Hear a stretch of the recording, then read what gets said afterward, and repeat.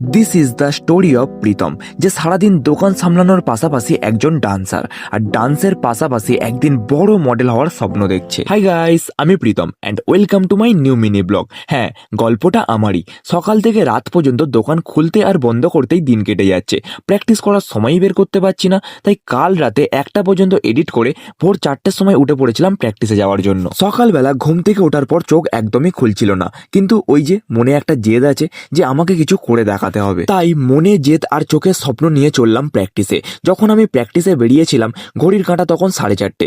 গোটা শহর নিস্তব্ধ, আর এটাই ছিল আমার কাছে বেস্ট টাইম প্র্যাকটিস করার জন্য। যেহেতু আমি সারাদিন প্র্যাকটিস করার একদমই সময় পাই না, তাই এবার থেকে টাইম রুটিনটা একটু চেঞ্জ করলাম।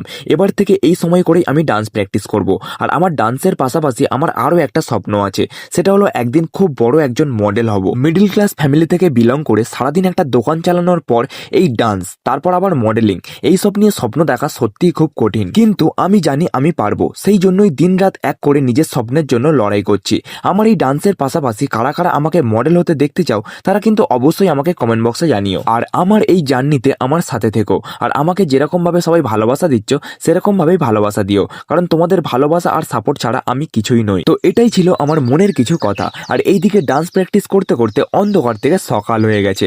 এবারে বাড়ির দিকে যেতে হবে, গিয়ে আমাকে দোকান খুলতে হবে। তাই আজকের মতো ভিডিওটা এখানেই শেষ করছি। আর আমার নতুন ডান্স ভিডিও খুব তাড়াতাড়ি আসতে চলেছে। ভিডিওটি ভালো লেগে থাকলে লাইক কমেন্ট শেয়ার করতে ভুলবে না। দেখা হচ্ছে তোমাদের সাথে আবার পরের মিনি ব্লগে। Till then, by.